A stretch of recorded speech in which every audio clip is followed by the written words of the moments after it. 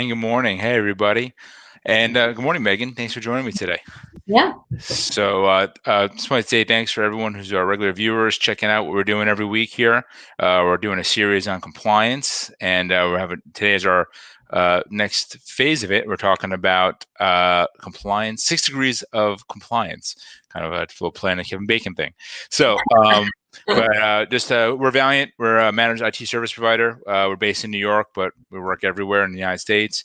We have a ton of this content on YouTube channel. Check it out if you can. There's a lot of stuff on there that is really informative and will just answer a lot of questions you may have about, IT, how it workplace your business, security, training, those sort of things. So before we dive into our 6 degrees of compliance, I'm going to hand it over to Megan for her quick tips. Yeah. Yeah. Thank you, George. So I'm starting this series to just sort of talk more to the users who use tech and the ways you can be a happier user and employee. And the first tip I want to go into, and it's a very simple one, but we've been working from home for about a year now, and I think it's really good to remind ourselves of certain work from home best practices. And the tip I want to talk about is really scheduling your breaks and then committing to those scheduled breaks. Yeah, like I don't know if you've done this, George, but I do something I call work grazing and break grazing, where I sort of indiscriminately split my time between my work, but then maybe also address things in the house or like let myself get distracted. 100%. Or, oh, sorry, go on, George. Especially when you want your family there and everyone involved in the house. So yeah, exactly. Like it's inevitable that personal life is going to bleed into work life when you're working from home. But I think talking about scheduled breaks and intentional breaks is actually a really good way to combat that and to sort of set guardrails around your work time and around your relaxation time.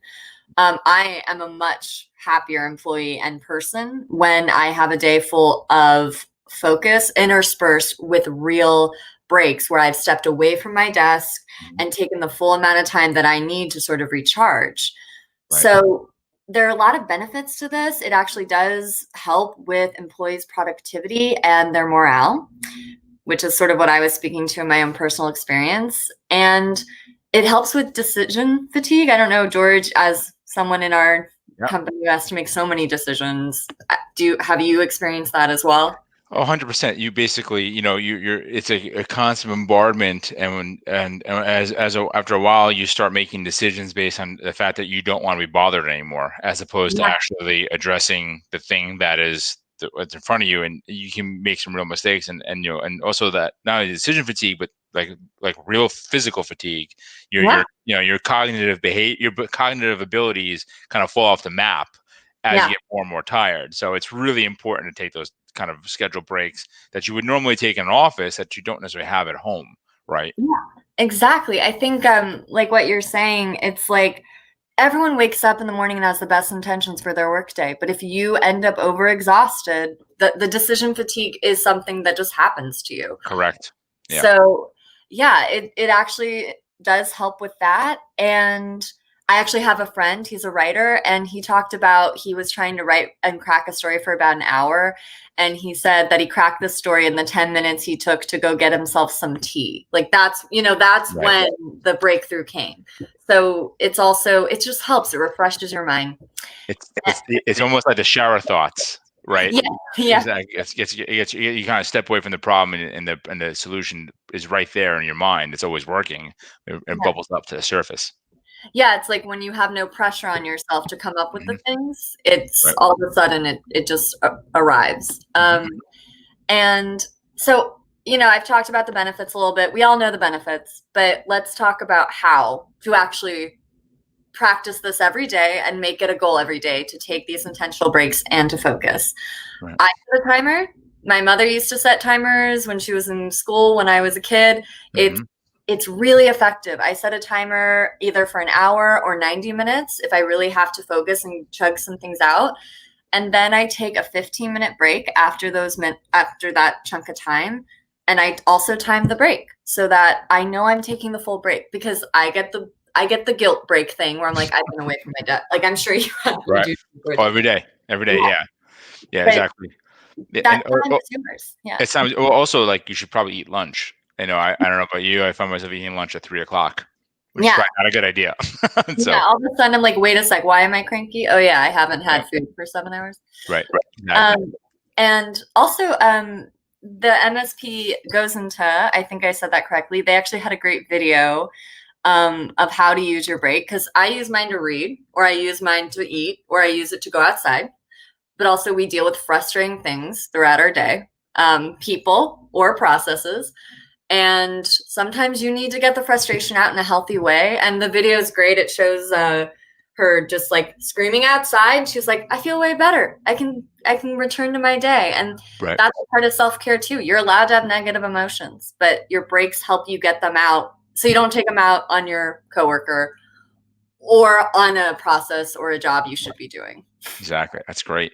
Perfect. And it's so true. This is kind of keeping it, just keeping that cadence day in, day out. And it actually helps with, and thing is, you try to get that flow state where you're thinking and working, and you get more creativity, more connection to the work you're doing.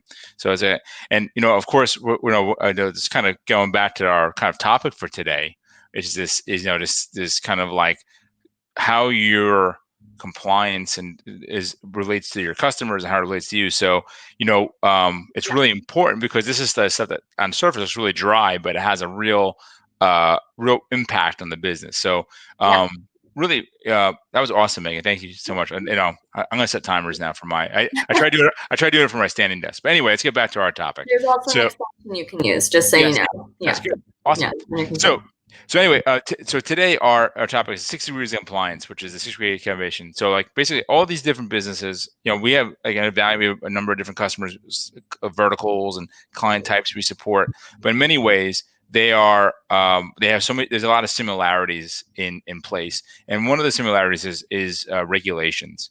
And I think that these regulations and these best practices are not only just good business, but they also separate. They represent a good differentiator, a solid differentiator for you, because it really represents that not only are you taking the due care and the correctly protecting your client, you're protecting your own business and your own people. So let's kind of jump in here. And so you have to try to understand like what your compliance needs. I do a lot of work for our clients where I look at master service agreements and security attestations and kind of understanding what they need. And one of the things you should do is maybe take a step back and look at what regulations that you are directly impact you, right? So let's say you're in the state of New York. You're probably and almost definitely going to be impacted by New York State Shield Act. Yeah. That's pretty. It's pretty wide ranging. It has a very low bar, a very low threshold for being included in that. And penalties can be really destructive to a small business. Actually, it can be destructive to a large enterprise, because of the nature of the way the bill is written. So and that if you're in California, it could be the CCPA, which is the California Consumer Privacy Act. And these laws are just different enough that you have to address them individually. And so that's a really important thing. And if you want to, we have a great live stream we had done before around, I forgot one, the data breach notification in Massachusetts. And actually there's another one, a great website that puts it all together. You can look through them. But every states have a decent amount of laws on the books. They may not necessarily clear. But if you want to step back, we can talk about, we put this together in a stream about some of these compliance, things that you should know about it, and the ways to kind of approach it. But one important thing to keep in mind is, while you directly may not be compliant, or you may not necessarily think you are, you may be servicing a customer or a client that is.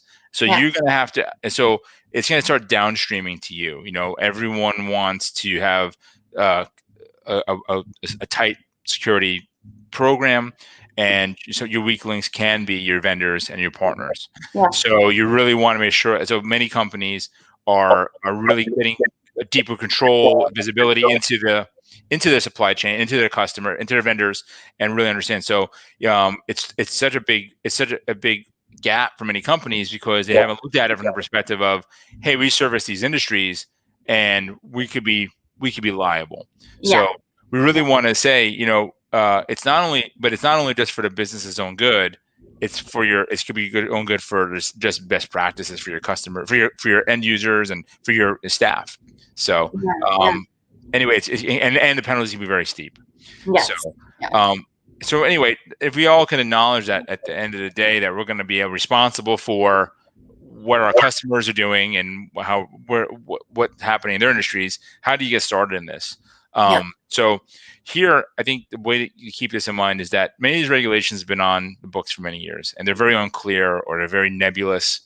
But really, what we want to do is really try to strip it down to a framework or a program that can guide you and have the scalability and the pieces in place that you can really plug it in day out, so that whatever challenges you come in. Give you an example. We know I said I do a lot of reviews for customers or managed service agreements and or their vendor compliance needs, and it's become a point that it's definitely impacting a company's ability to service certain classes of client. Yeah. And so not only is it now it's become a competitive disadvantage, or it can be turned into a competitive advantage by having it ready, and it can also allow you to just be prepared to go to market faster. It's really accelerate your time, get it done.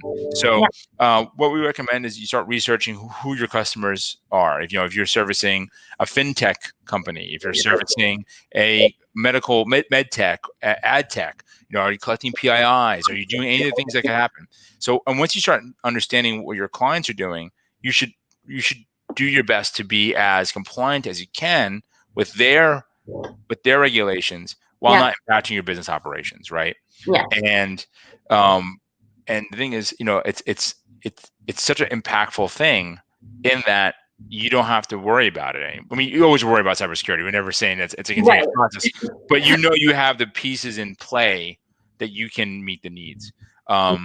So it's the other thing I would highly recommend is talking to your customer directly. Like, where do you stand on it? What's your program?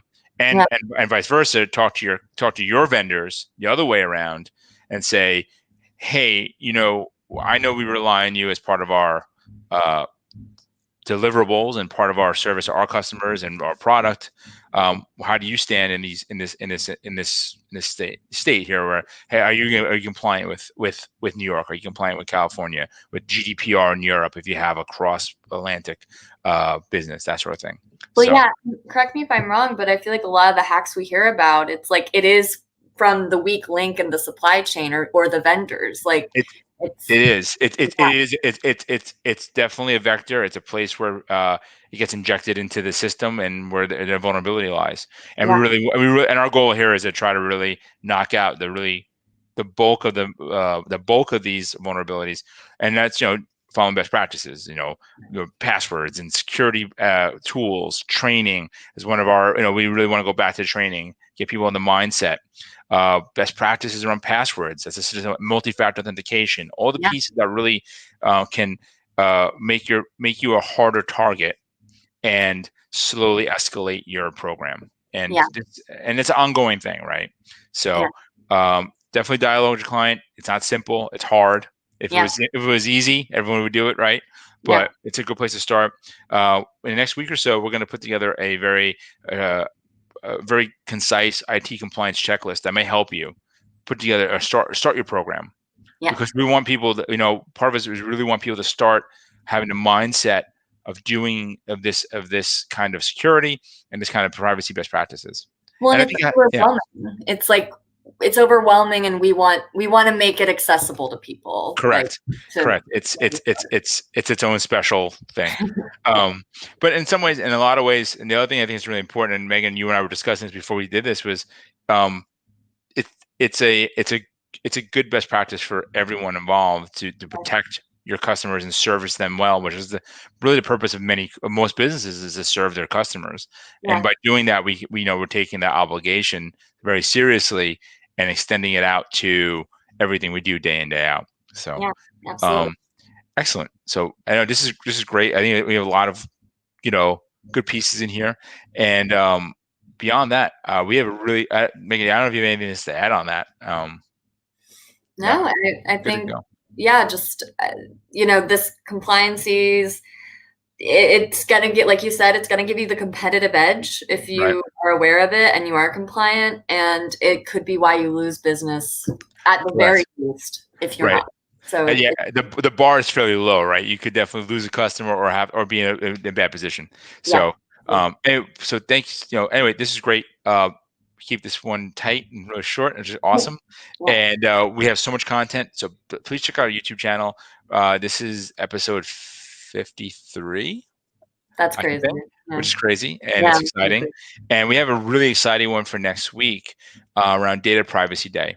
And this one's really important because I think that what it's going to do is give you a toolbox, it's a kit to not only protect your privacy in your business, but and then have the mindset protecting your privacy in your personal life, which I think at times, unfortunately, for many people, those things are kind of coming together. Maybe not unfortunately, maybe it's by design, but privacy is a really critical issue, I think, Yeah. today, and it's even more so today. And we want people to be really aware of what's happening and understand the ramifications and implications of not having privacy in place in their online existence, or even in their regular day-to-day existence. I mean, it's everywhere. Yeah. So with that, I say, thanks. Obviously, please visit us on thevaliantway.com. Please ask us. We have a new questions form that we put together. A little bit has a little more context. Love questions. Please send them in to help us really decide and understand what people need to know, so we can build more. So we can answer their questions. And we're all over. We're on social. We're on LinkedIn, Facebook, Twitter. Please check it out. And with that, I appreciate it. And thank you, Megan, for joining me today. Thanks, everyone. Bye, Have a everyone.